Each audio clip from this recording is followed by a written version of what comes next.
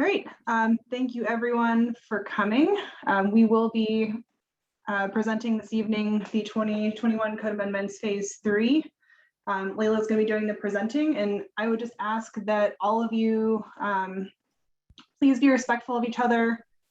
Please be respectful of staff. Please keep yourself muted. And if there is any speaking out or misbehavior, we will be able to eject you from the meeting. I don't want to do that. But we do want to make sure that we're respecting everyone's time and everyone who's here in this meeting. So thank you for that, and I will hand it over to Layla.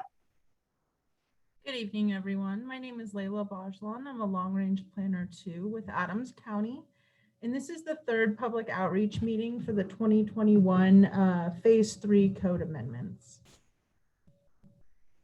So just to provide a summary of what we're going to discuss tonight, we're going to go over some of the public outreach efforts and then the targeted stakeholder outreach that we have done thus far in the process.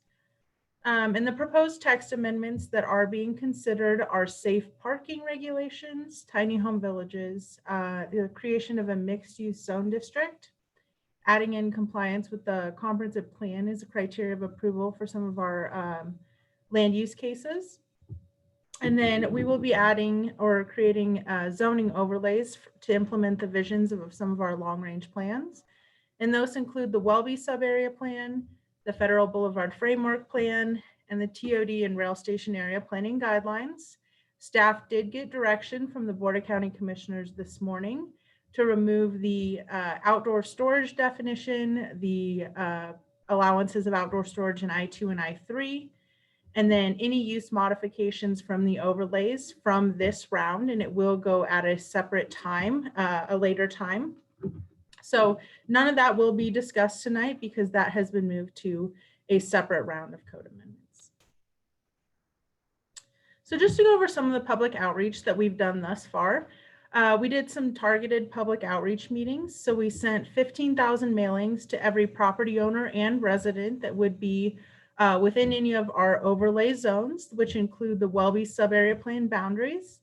It also includes the Federal Boulevard Framework Plan boundaries, the TOD buffer from 6 of our stations, and that's the half-mile buffer.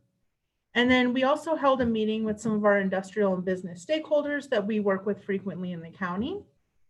So our first set of public outreach meetings were held on June 22nd. We had hour-long meetings for each group mentioned above. And then our second public outreach meeting was held on July 27th. And again, we held the 4 separate meetings for each targeted group. And then we held a countywide public outreach meeting on July 29th. So in addition to the mailings, all meetings were advertised on the Regulation Amendment website, all social media accounts for Adams County, which include Nextdoor, and in the Adams County newsletters as well. We've also held several stakeholder outreach meetings thus far. We've worked with our community safety and well-being team, specifically the homelessness prevention team, the Sheriff's Office and code compliance.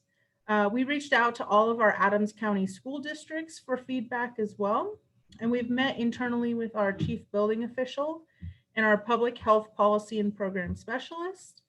And then we held a separate meeting for local nonprofits, and attendees include Maker Housing Partners, Access, Brothers Redevelopment, Almost Home, Colorado Safe Parking Initiative, Growing Home, Colorado Interfaith Alliance, Cold Weather Care, St. Francis Center, Salvation Army, Colorado Village Collaborative, and the Brighton Housing Authority. So the first topic we're going to discuss tonight is safe parking. And safe parking is intended to provide or to allow property owners to use their parking spaces to provide for individuals that may be experiencing homelessness and living out of their car. It provides them a safe space where they could be off the right of way and not get tickets while they do park there. So we are proposing that this be accessory to existing commercial and institutional uses within the county. And we are proposing that it be approved through an administrative review permit. So an administrative review permit is reviewed by staff, and then it's either approved or denied by the director, and it does not go through any public hearings. We're proposing a 1-year expiration, and public notification will be sent out to all adjacent property owners, so they will be aware of the application. And then staff will be required to inspect the property prior to approval to ensure that all of the regulations are being met for safe parking. And within this use, we're proposing that a minimum of 25% of the existing parking area, or 5 spaces, whichever's less, is the minimum use for safe parking. So at minimum, a site could be have 5 spaces to get an AARP for safe parking. And we're also proposing some minimum spacing requirements of 1 space in between any vehicle to provide for some privacy for the individuals that may be using these safe parking spaces. And then we are proposing setbacks from residential uses to be 20 feet and then non-residential uses to be 5 feet. So this would be any parking spaces within those setbacks could not be used for safe parking, just to provide some buffer from the adjacent uses. And then we're requiring an operations plan that includes but is not limited to services provided and security measures, and that would be required at the time of application. Vehicles must be able to fit into a standard parking stall without any portion being hanging over that parking stall. And we're requiring that water and sanitation be provided at these sites. And that could include things such as water bottles and/or porta potties. They just have to get Tri-County Health Department sign off. And we're proposing some hours of operation to be from 6 p.m. to 7 a.m. with quiet hours being from 10 p.m. to 7 a.m. So this would be the time where no generators would be allowed to be used in these spaces. And then for fire safety, we're proposing that no outdoor storage be allowed. No temporary shelters, no use of fires, heaters, or outdoor grills within any safe parking area. And then some additional performance standards include a trash and disposal collection plan to ensure that there's enough receptacles for the individuals that are using the site and that trash is moving off the site as well. We would require a responsible agent be named at the time of application, and the address and the phone number of this responsible agent will be required to be posted in a visible location on the site at all times. And this individual must be able to respond to any complaints within an hour. And then emergency access must be maintained at all times. Any vehicles being parked in these areas would be required to have current registration. And then we're also proposing some screening requirements from trash receptacles and then porta potties if they are on the site. And then the Board of County Commissioners also asked that the county code compliance officer information be posted on the site at all times. So that would be a requirement as well. And then the next topic is tiny home villages. So this would allow for transitional housing to potentially provide for individuals experiencing homelessness within the county. We're proposing that this be approved through a conditional use permit, which does go through Planning Commission and Board of County Commissioners. And a neighborhood meeting would be required with any conditional use permit application for a tiny home village. For site standards, we are proposing that it be conditional in all Adams County zone districts. With a conditional use permit, you do have to demonstrate compatibility. So within any zone district, it would have to be compatible with the surrounding area. So we wouldn't necessarily put these in heavy industrial areas, but if there is industrial zoning that is appropriate for this use, it could be considered as well. And the minimum lot size would be 1/2 acre, and they must have access to public water and sewer. And then the minimum number of homes would be 10 tiny homes. And this is really to prevent someone from putting 2 tiny homes on a parcel and calling that a village. And then we would require 10 feet in between all tiny homes on the space. The minimum size for a tiny home would be 100 square feet, with the maximum being 400 square feet, excluding any lofts. And a minimum ceiling height of 6 foot 8 inches is required. And then for building materials, we are allowing anything so long as it can meet the current adopted code at the time. So open space will be required with tiny home villages, and we're requiring 200 square feet per unit. and 60 square feet of that can be private. Like the safe parking, an operations plan will be required that addresses services provided to the individuals using this tiny home village, and then security measures that will be in place. And this will be required at the time of application. And then a responsible agent will also be required with their address and phone number posted in a visible location at all times. And they also must be able to respond to complaints within 1 hour. And then some of the additional performance standards, again, include the trash disposal and collection plan to ensure there's enough receptacles for the individuals within the tiny home and trash is moving off the site. We're also requiring screening from adjacent uses to be a type B buffer yard, which is a 10-foot landscape buffer. And then we're setting a maximum of 1 cat or 1 dog per tiny home.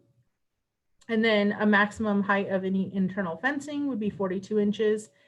And then a minimum setback from property line to be 10 feet. Some of our Adams County zone districts require a 5-foot setback from any structures from the property line, but we are saying for the tiny home village, it would have to be a minimum of 10 feet, no matter what zone district it would be in. And then common facilities would be required with the any tiny home village. So that would include restroom and shower facilities, a kitchen area, and laundry facilities. This must be available at all times with a paved system of walkways connecting homes. And then the number of shower and restroom facilities is going to be dependent on the maximum number of occupants, and that is set by the building code. And then for parking, we are requiring that a parking plan be approved with a conditional use permit. So the Board of County Commissioners will have some discretion in this. We're requiring a minimum of 1 space for every 3 homes and a minimum of 1 space for every employee that is proposed to be on site. And this can be increased or decreased by the Board of County Commissioners based on transportation needs of the residents, services provided to the residents, and the proximity of the village to the RTD light rail stations or bus stops. And then no outdoor storage would be allowed within any tiny home village. So then the next topic is the creation of a mixed-use zone district. Currently, Adams County does not have a way to permit mixed use other than as a conditional use permit in our C5 zone district. We have had nobody apply for that, even though the regulations have been in place since early 2020. For dimensional standards for this new zone district, we're proposing that there be no minimum lot size, but there be a minimum lot width of 75 feet. And then we're setting density standards of a minimum of 10 dwelling units per acre and a maximum density of 35 dwelling units per acre, which is consistent with our highest density zone district, our R4 residential 4 zone district. And then for height standards, we're proposing that principal structures be no more than 60 feet and accessory structures be no more than 16 feet. And then we are also setting FAR standards of 0.75. And this is calculated by the area of each floor of the development and dividing this number by the total area of the lot. And this really looks at the bulk structure on the site. And then incentives will be available as outlined in the forthcoming economic development incentives policy and will be applicable within the mixed use zone district.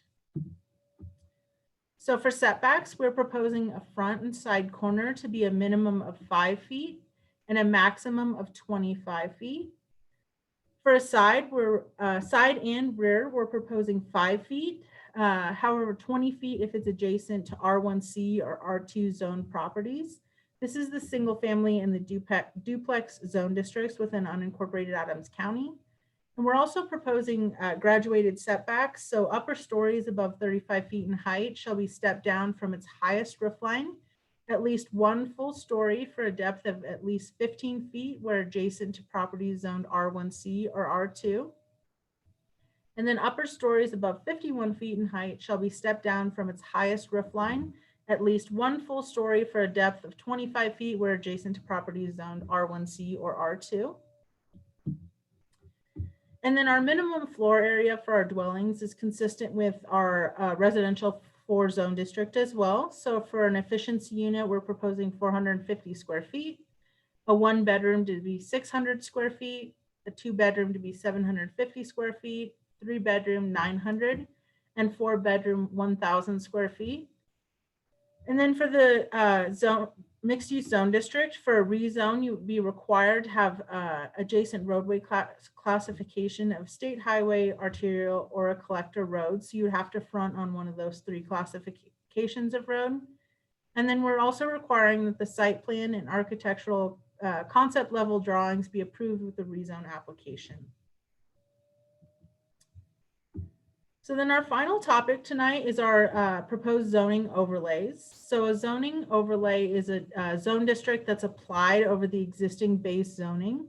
This can add restrictions and it can also add incentives into the code. And again, we did remove a lot of our restrictions and we have really a lot of carrots left within our zoning overlays. So any use modifications have been removed and they will be heard at a later time. And we are proposing these zoning overlays to implement some of the visions of our currently adopted long-range plans. And they include the TOD and rail station area planning guidelines, the Clear Creek Valley TOD, the Welby sub-area plan, and the Federal Boulevard Framework Plan. All of these plans have been adopted by the Board of County Commissioners, and they are part of our comprehensive plan as well. And community input and stakeholder input was received at the time of the creation of these plans. So within the TOD and rail station area planning guidelines, it's the half-mile buffer from 6 stations. So that includes the Arvada Gold Strike Station, the Clear Creek Federal Station, the Pecos Junction Station, the original Thornton 88th Avenue Station area, the Commerce City 72nd Avenue Station, and the Westminster Station. Only 2 of these light rail stations are within unincorporated Adams County. However, they all, the half-mile buffer for all of them does include properties within unincorporated Adams County, so it is applicable to those properties. So as we go through our overlays, there is some consistency between all of the overlays. And the intent really of these plans is to provide mixed-use pedestrian-friendly environments. So that's why some of the guidelines are very similar. And the next couple of slides is going to be all of the design requirements and regulations that are applicable to all 3 overlays. So that includes building orientation. So entrances cannot face parking lots. Instead, they can face streets, connecting walkways, plazas, parks, or other outdoor spaces. And then for off-street parking, no parking can be allowed between the street and the front or side of the building. So all parking would have to be located in the rear. And this is to enhance the pedestrian environment within these areas.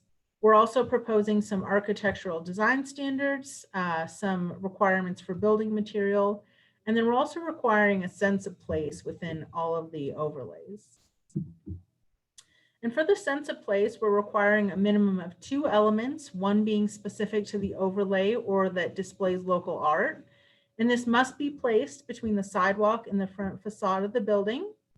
And these can include gateways to the site at pedestrian entrances that can be enhanced by special plantings or decorative fencing, accents such as brick pavers or other material changes that can enhance the pedestrian experience, lighting effects such as decorative fixtures, pole types, lamp color and style, patios with seating, plazas with benches, promenades, terraces, water features, clock towers, murals, pocket parks, local artwork displays.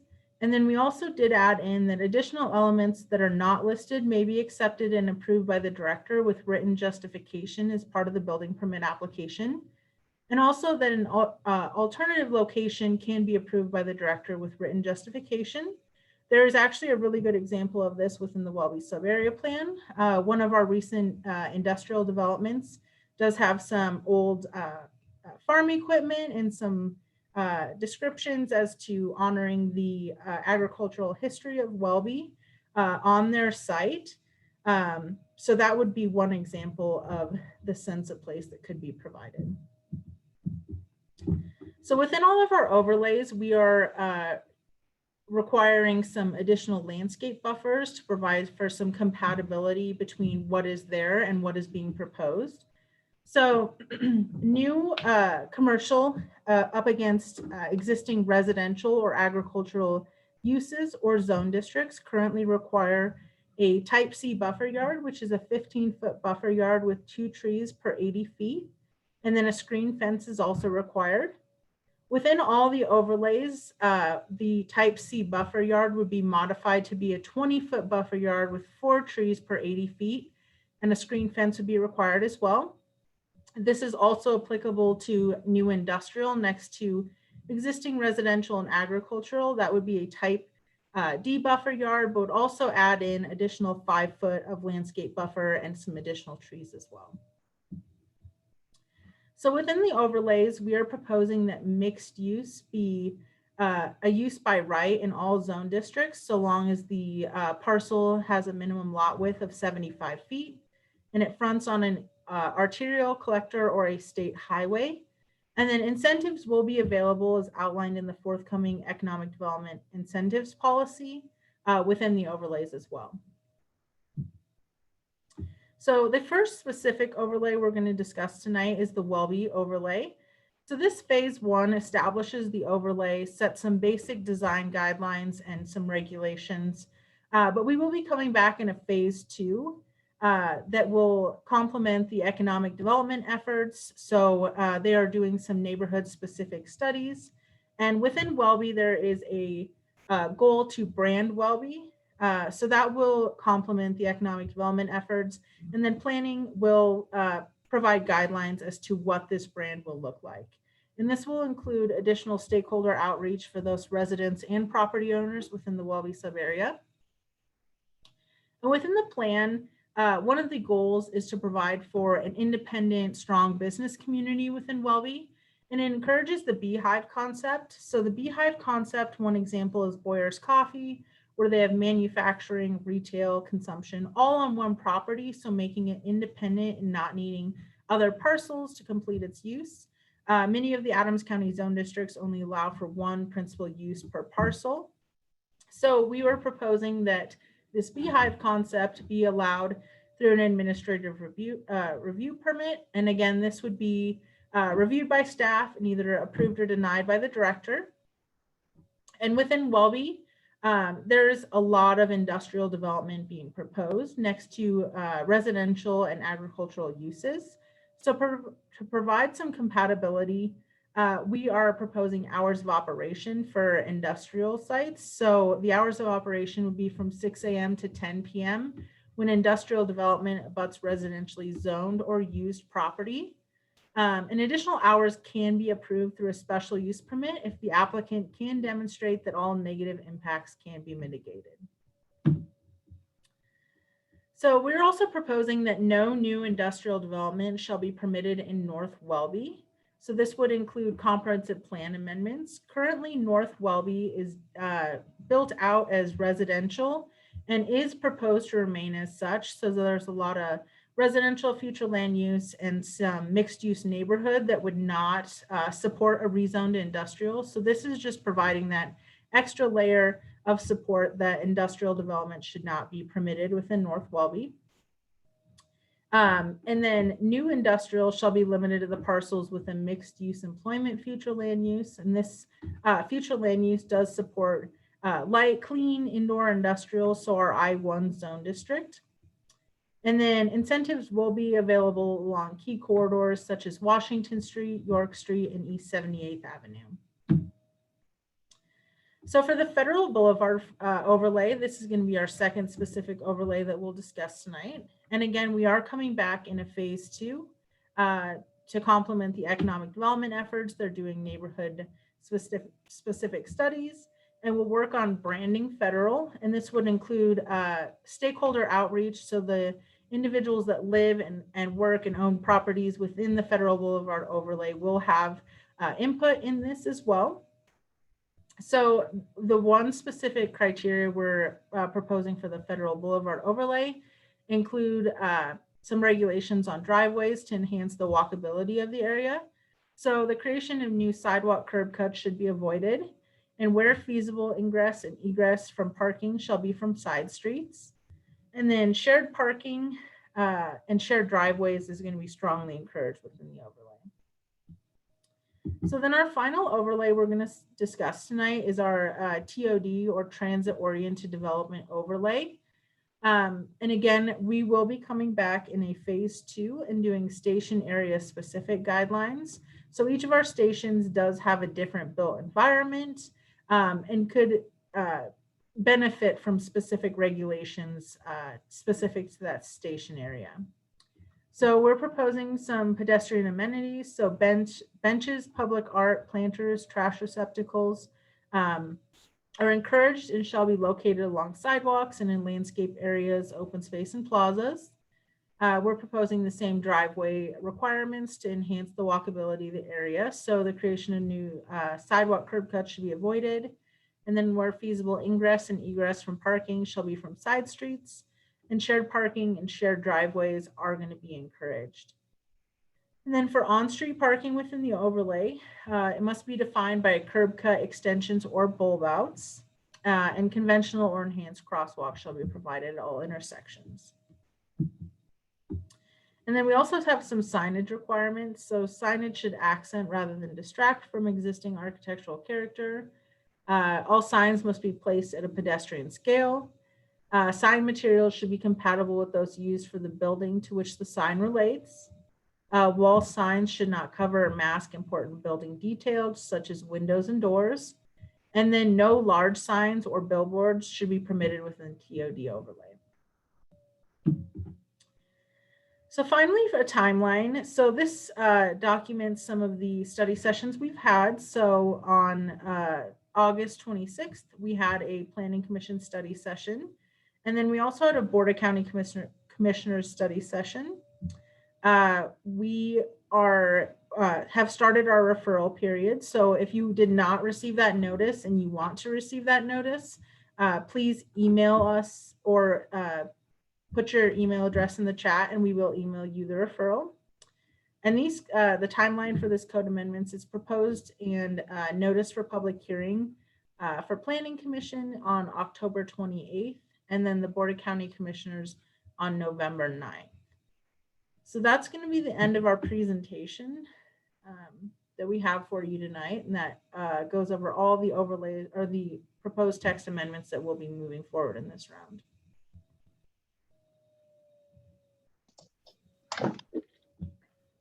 So before we get started with Q&A, I'm Jenny Grafton. I'm the Director of Community and Economic Development, and just wanted to provide a little bit of clarification before we get started. As Layla mentioned, we just had a decision and direction from the Board of County Commissioners this morning to go ahead and detach not only the outdoor storage text amendments, but references to outdoor storage and the land use tables in the overlay districts at this time, so that we can do some further community outreach on those. In the interest of time tonight, we're not going to address questions on those topics, but I do want to be clear that we will be following up in the coming days to schedule an additional meeting. We're hoping to do a hybrid format, so an in-person and a remote option that really just targets those specific topics. If you have not already been receiving communications, as Layla just said, please make sure that we have your email address so that we can ensure you get that information. Additionally, we are hoping to host through the month of November and into early December some evening sort of office hours, one-on-ones available to property owners, where we can look at your property specifically, answer questions that you might have. If there's something that's out of compliance, try to work with you to bring things up to compliant measures. So we really want to be in partnership with you on the outdoor storage issue. We know that's been a confusing one for a lot of people. So again, I'm just going to ask that this evening we hold back those questions, but know that there will be more information coming and more opportunities for engagement. I think now we're going to turn over to answering questions in the chat first.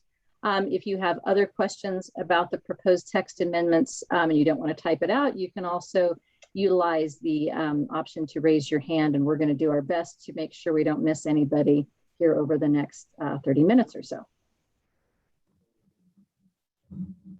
And Jen, I think, yes. Yeah, I turn it can to get you. started. So there are a couple messages in the chat that I'll I will address, let's see, I lost it now. Sorry, Leila. So I got a question about the tiny home villages, and as Leila said, I'll just make clear again, what we're proposing is to allow tiny home villages as a use in the county. We don't have any requests to create tiny home villages at this time. The county is not proposing any tiny home villages. So we're just allowing for the use, and then once there is the use that's allowed, any applicants would have to go through this public process. There would be a neighborhood meeting, and then 2 public hearings as well. So it's a very thorough process with a lot of public engagement. Jenny? I just noticed that I'm getting questions direct to me in the chat that I think probably need to go to everyone. So please make sure I can certainly read those, but I don't think you are probably seeing them. I'm probably not. So let me address the ones that are to me, and then I'll pass it over to you, and we can kind of all tag team answering them. And let's see. The other question I got was about public comment. And if you've already provided written comments, those are already in the record, so you don't need to resubmit the same ones, but you're more than welcome to submit additional comments. And again, make them as detailed as possible. It'd be most helpful to us to see comments on specific language and suggestions on specific language in the red lines. Again, we're not specifically talking about the outdoor storage piece tonight, but anything else, we would love to hear from you guys on that one. And then Jenny, you're gonna read some of yours. I've got a couple more. Well, I think, yes. So I want to thank Kristen Sullivan because she pointed out, so apparently the option that you all have when you pull it up is you can only send a direct message to myself or Layla or Nick. I think in terms of getting your email addresses, that's perfectly fine. We will make sure that we've got all of those. Let's just switch over, I think for the benefit of everyone, to the hand raising as a way to ask questions and get them out so that we're responding to everybody in a timely way rather than chat. All right, well then I see Sean Egan has his hand raised, so you can unmute.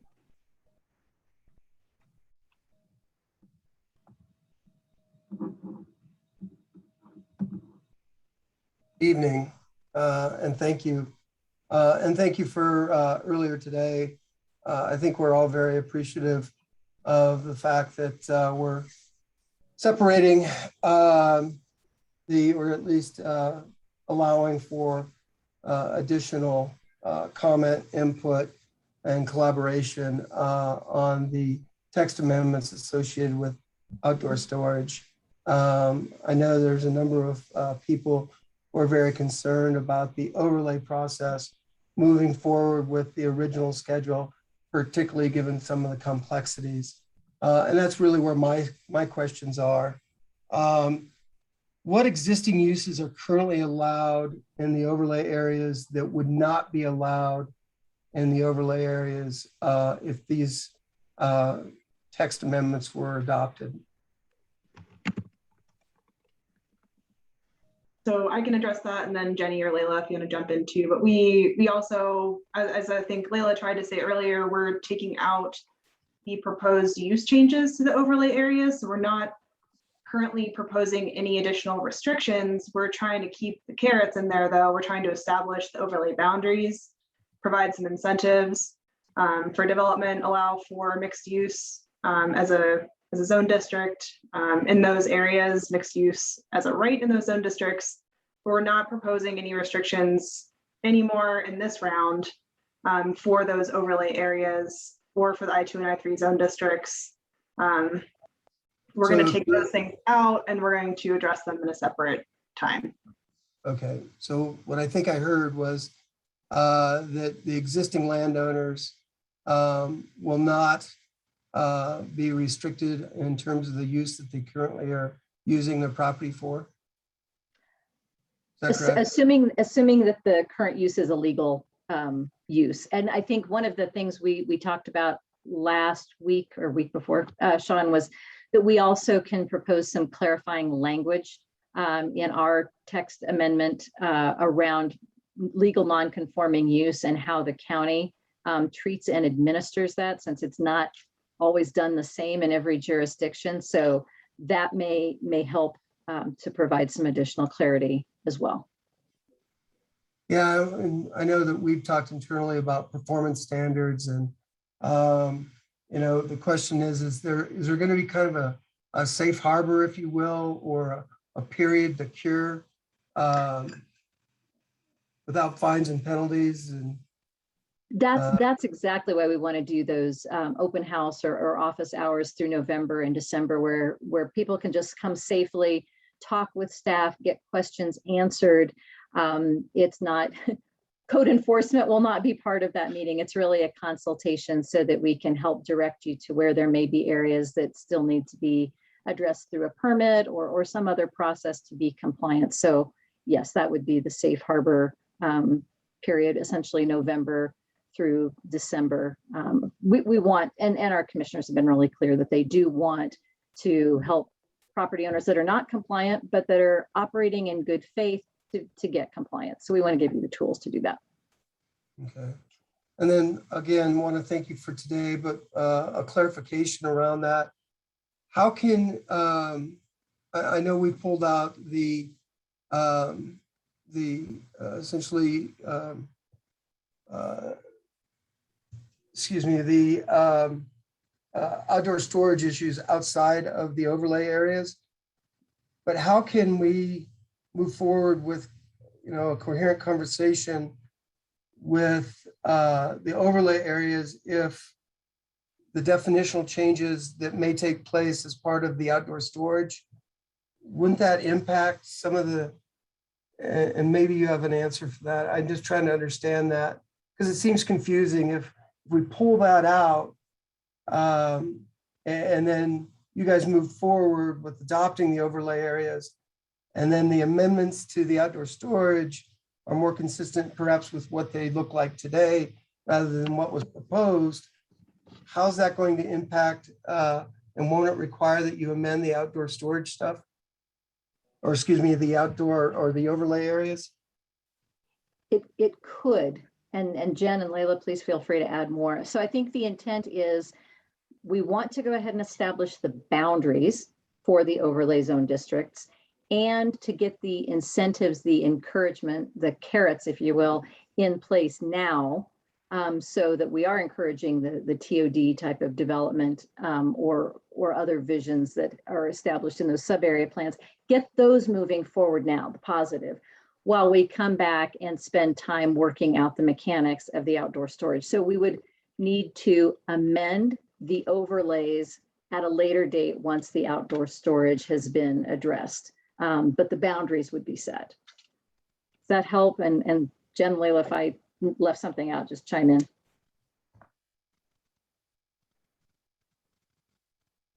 No, that sounds all correct to me. Sean, did that answer the question? Yeah, I think it did. I don't think it, I think that, and again, I apologize for not being there when you attended the IPOC meeting, but based on some of my conversations, the takeaway was that there would be kind of a opportunity for additional input on the overlay areas before a lot of things were finalized. And I think some people are under the impression that moving forward doesn't completely honor what they thought was a commitment to do that. So, thank you. Thanks. Okay, I think Teresa is next. So if you want to unmute and then give us your question. Can you hear me, Jenny? Yes, I can. Okay. Well, I'm new in the meeting, and I am a homeowner here on Rainbow in 88th. I received this letter, and my concern is these tiny homes. Where are you trying to put these on Welby? Because of the 2 school districts, I have children in the school. I'm kind of concerned of my property value and what's going to happen.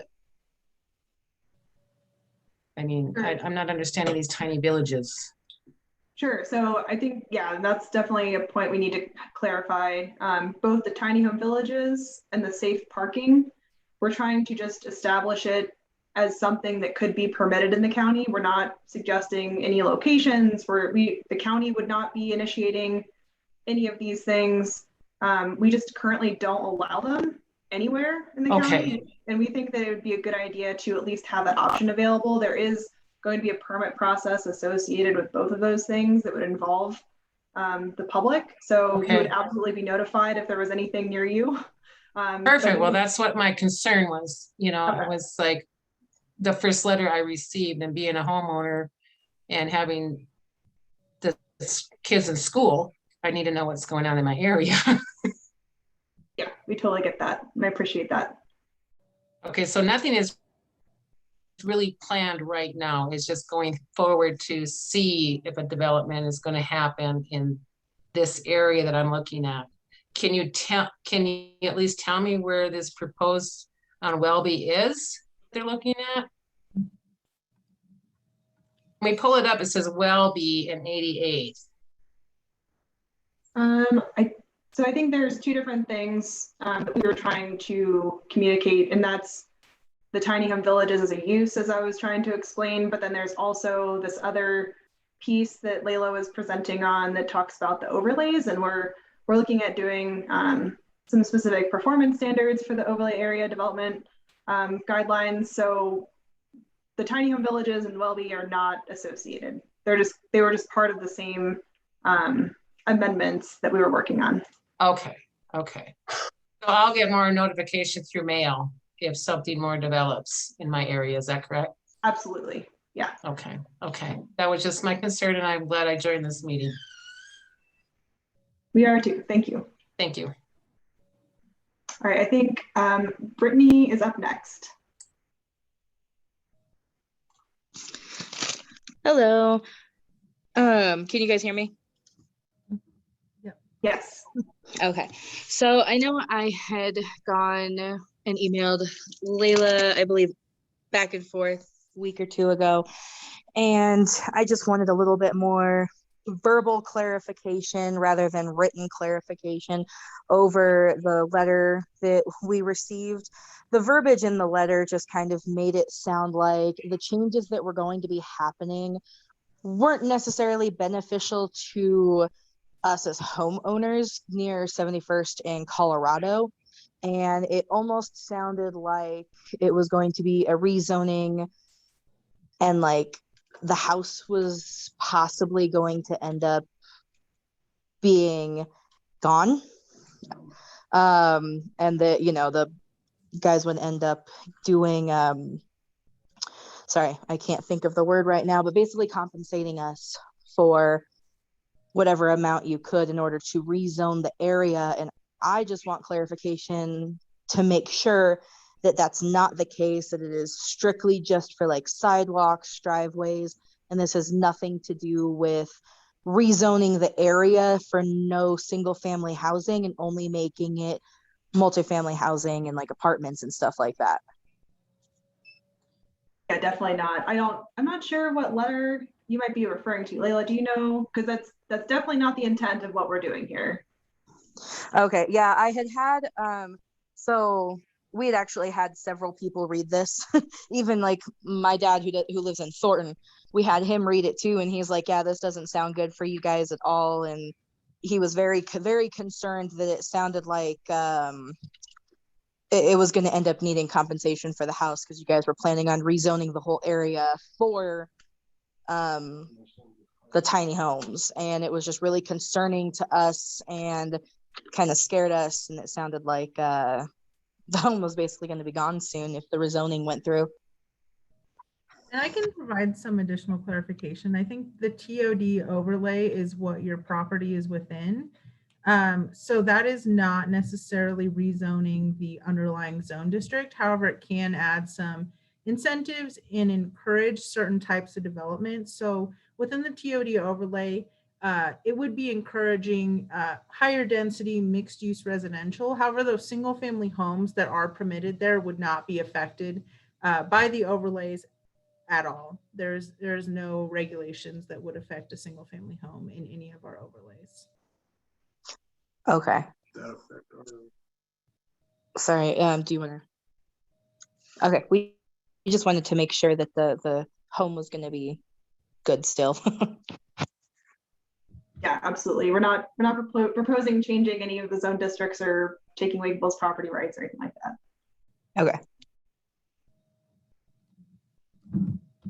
Thank you, guys. Thank you. Greg, I think you're up next. Hi, thank you very much. Appreciate everyone being there. I also want to express my appreciation to the staff and the commissioners for, at least deferring any action until we can have further discussions on the outdoor storage issue. And because I think there's a very big one for many of our members. I would say that we have some concerns related to the overlay areas. And first off, let me note that we evidently have a number of companies in there. In fact, many of the companies didn't even know they were in the overlay. They weren't aware of the process that was going on, nor the implications. In fact, I don't even think they quite understand it. To be honest with you, I don't quite understand what's implied by this. And so I would encourage almost maybe a step back, if we could, to allow actually to go back and educate and work with the folks and find out some of that. One of the concerns I have on that, or that our members have expressed to me, is the issue essentially that what you're doing is a rezoning of this. And one of the concerns that happens is like, would they immediately get a conditional use permit, and for what duration? And the second thing is have we evaluated the impact on the business, that if they go to sell that property, our understanding would be the conditional use permit would probably not transcend it. And so I guess those are the questions that I had. I have one more, which would be, do we have any idea on the county's part where these uses would be relocated? I'll take a first stab, and then Jenny or Layla, if you want to follow up. I think kind of what we had mentioned previously. So for the overlay zone districts, we're actually not proposing any changes to the allowed uses at this time. That is something that our commissioners asked that we take out and take a closer look at and do a little bit more public outreach and stakeholder outreach on those things. So at this time, we're only proposing some additional design standards for those areas for new developments. And then also some incentives that we're going to be working on to incentivize development for that area. So we're actually not proposing any changes to the uses, even the other proposed changes did not affect existing users. So everyone who's operating currently is not going to be affected by what we're proposing. Jenny or Layla? I think that was very well said. I'm not sure what else I can add to it that would make things any clearer. Jenny, I might ask is this, though, one is it would be rezoned then, right? No, so a zoning overlay is not an actual rezone. Think of it as almost an additional set of details that go with the existing zoning. So at this time, your underlying zoning remains the same. You're just in an overlay district. So for example, Greg, if there was a property that was in the overlay district, someone wanted to sell it for redevelopment, this would allow us to incentivize certain types of development that are consistent with the redevelopment vision for the area. It doesn't change the ability to continue operating as it currently is if redevelopment's not a goal. But would it not preclude, essentially because you've expressed an intent or an interest in moving in a direction of these other type uses, that essentially if I went to sell that property as a business, continued use of that that would be subject to the county's approval then. It depends. We would want to look at it specifically, whether or not it was already a legal permitted use, or if it was something that had a conditional use permit with specific criteria in it. As I think people on this call know who have conditional use permits, they are highly specific and reviewed based on context and intensity of use. So it's hard to give a blanket answer. And it's why we want to have the one-on-one conversation so that we can be more specific in our answer on any given property. But yeah, I don't, Layla, is there anything else you want to add to that? Maybe I haven't been clear about. No, just supporting what you both have said, that the overlay will not affect permitted uses that are currently there. And even with conditional use permits, we are adding compliance with the comprehensive plan. So that would be one additional layer, but it's not going to affect future land use currently or existing uses that would be permitted in the underlying zone district. Just let me ask you, if you're saying compliance with the comprehensive plan, is the comprehensive plan though has a change of use in those areas? So if you were having that, then it wouldn't allow the use to, if somebody purchased it, to continue. Would that be my understanding? If they purchased the business and the business was already a legal permitted business, it's just become a non-conforming use, you would be able to continue operations with that same use.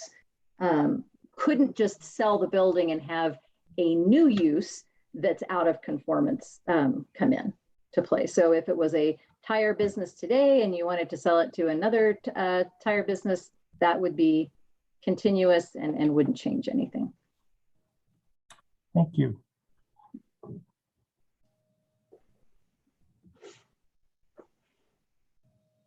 All right, Kristen, I think you're up.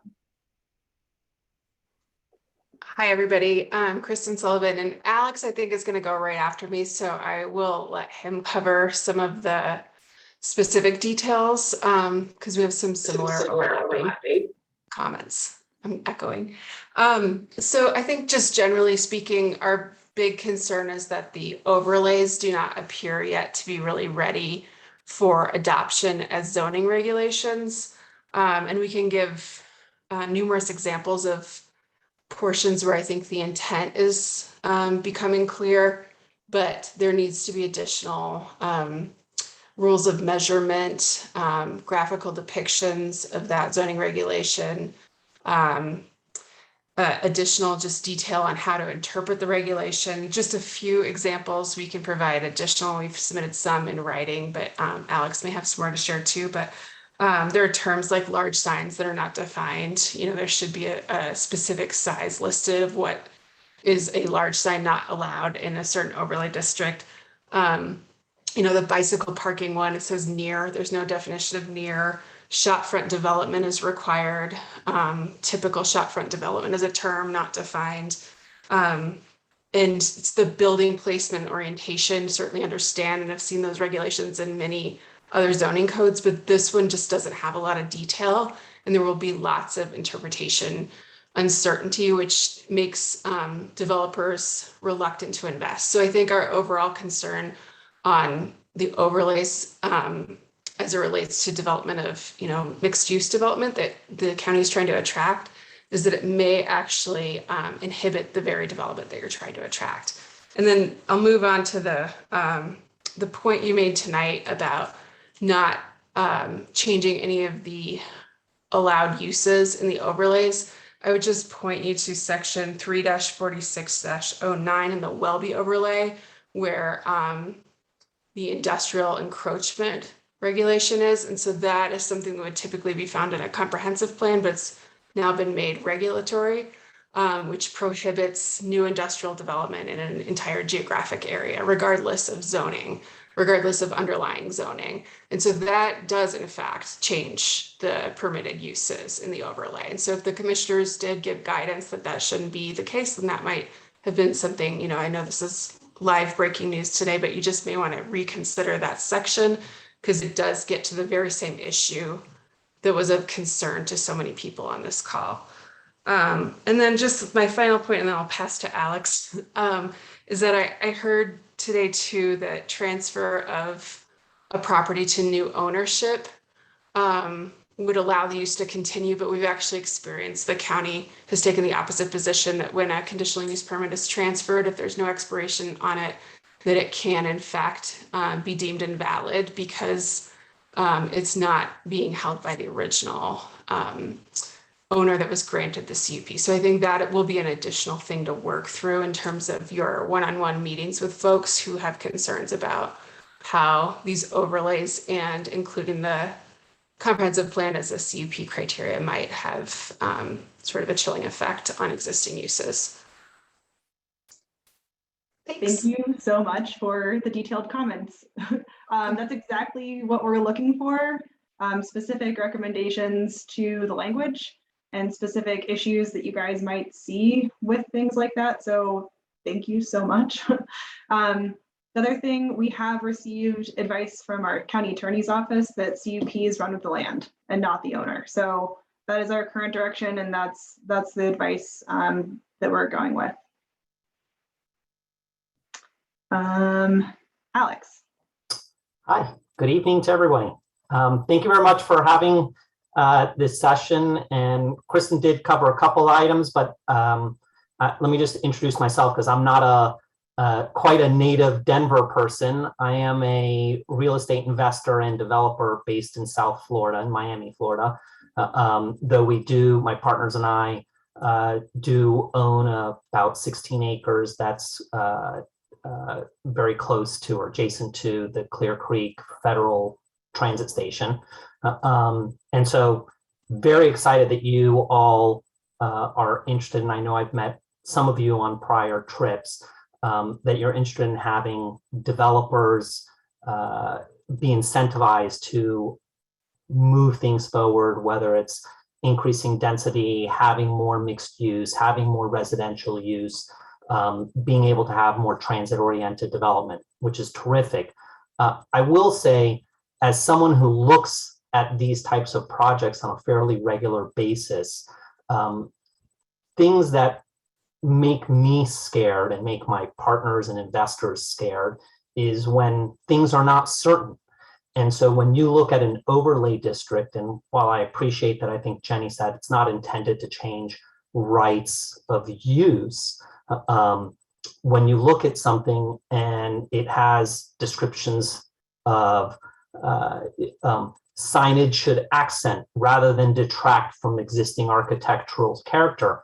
There is no existing architectural character. If it's land or if it was industrial and you wanted to change it, that doesn't really help a developer say, oh, I know what I'm going to be able to do here.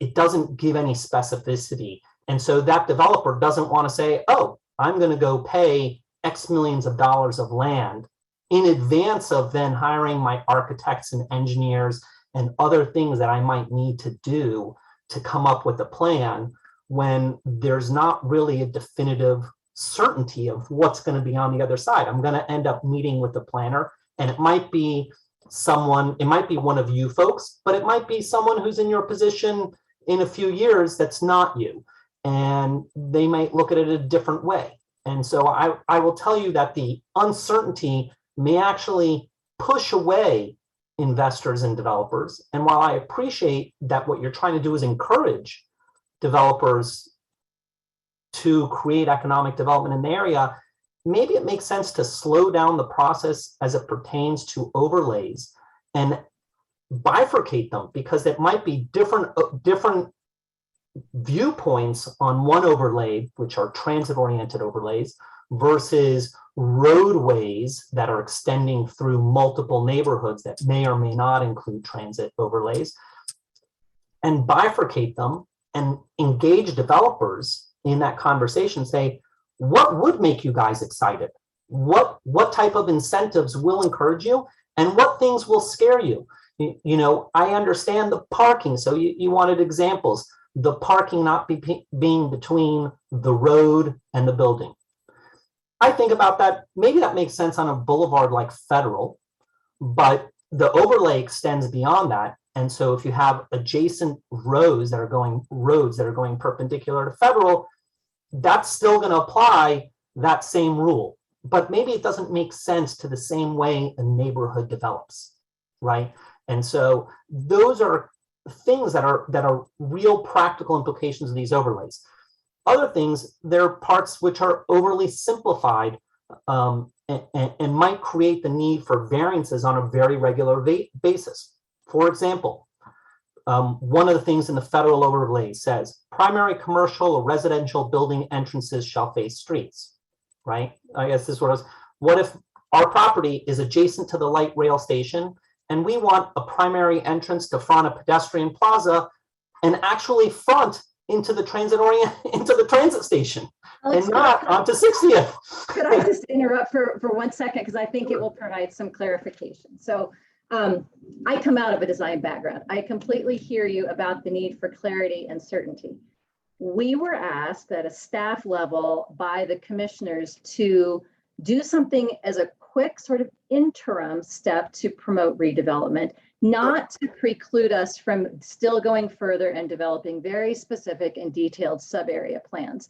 So the hope was that the overlays would be an interim step to provide incentives and begin to set direction, while staff then can do exactly what you're saying, which is more targeted outreach in each of these areas that's very context specific with developers, with property owners, with design professionals to really shape the character in a much more detailed fashion. So I think, and Jen and Layla can jump in here because some of that preceded my time with the county, that when that direction was given. But I think that was the intent, to begin to move the needle while there was still adequate time given to really be very context sensitive. Appreciate that, and I take you all at your word that that was the goal, and the fact that what was done on outdoor storage as far as trying to figure out a better comprehensive solution is indicative of that. The fact that, frankly, which I just found out on this call, that you're removing the changes to actual permitted uses, conditional uses, etc., from the overlay districts is also helpful. I would just say, I think there are still some changes that are design oriented, but sufficiently vague that honestly, as a developer, I don't know how to interpret what that means for me. And I'm not a local guy, right? And if you're trying to encourage other folks to start coming in and, you know, bringing beautiful designs, mixed use little village areas that are going to encourage people to take the train, take the light rail stations to an area and go to, you know, outdoor food areas or shopping or whatever the case might be, it feels like you're just setting yourself up to keep moving the goalpost, and a developer is going to say, well, you know what, I'm just going to sit back and I'm going to wait and see what where the goalpost actually ends up, and then I'll figure it out. But if you keep moving it along, people are just going to sit on the sidelines, and I think you're not going to get the intended desire. You know, I don't understand why the timeline is, hey, let's get this done by November. I think Layla on your last slide of your presentation had the BOCC meeting on November 9th. And it seems like, man, we're really rushing. I look at it as, you know, we had our first introduction to this concept in June, and there was no text, right? There was a little bit more of an outline of what the amendments were like in July. We got text in August. I know we sent a letter in early September 10th, to which we haven't received a formal reply. I know some of my partners have met with or tried meeting with staff. But the fact of the matter is, like, this train seems destined to hit the November 9th deadline. And frankly, I don't get it. If you know, speak to more developers. I'm not the only one. If you said, hey, actually, Alex, we've spoken to 20 developers and they all love this, you know what? I'll shut my mouth and I'll say, I guess I'm the lone guy who's squeaking this wheel. But from the few that I've spoken to, no one seems to like this vague set of directions. And it's not meant as bad on you all. I think it's a great starting, like, here's a vision we want to move towards, but like, speak to, you know, and I'm not the one who writes, who write this, it's not my skill set, but speak to attorneys and land planners who say, this is what they do for a living, and say, this is the general vision. Let's start writing up what this looks like, and let's start getting that into the community so folks can respond and say, oh, this is good, this isn't, this is great. That, you know, here's some, let me give you some real life practical implications of, you know, what it means for my 50-foot wide parcel that's zoned in a particular way. It's great, it's mixed use, but by the way, how am I going to get parking into the back of my property on my 50-foot wide parcel? You know, I'm going to have a very skinny little building because you're going to make me drive people around the building to park in the back, right? I mean, just like, those are things that people are going to have to think through. I've got a 16-acre parcel. I'll have enough to put a driveway and whatever around it, but that's not the case as a general rule. So those are just, you know, those are some very detailed thoughts that I was told you guys wanted. Really, my goal, if I had my druthers, would simply be, you know, slow down the process. Like, we're not I think it's terrific. I love the idea of having, you know, of getting incentives for developers and creating these overlays and moving what was originally the vision plan that's now, what, 15 years old, and having that move forward. I think that's awesome. I just, like, let's slow this down and have it work in a real community engaged manner. Thanks for the comments, Alex. I know we're getting short on time, and I think Jen wants to start sort of the wrap up process. I think too, you know, to be clear, it's good to get that out there. The decision ultimately on the timing is falls to the board, as we heard this morning. So can certainly pass that along to them as well. Jen, did you want to check for any other questions or start wrapping up? Yeah, I just wanted to make sure that we save time for others who might have questions about the development standards as we're moving forward. If there's anything else specific we can help answer. And if you weren't able to raise your hand, if you're on the phone, you can unmute and then ask your question as well.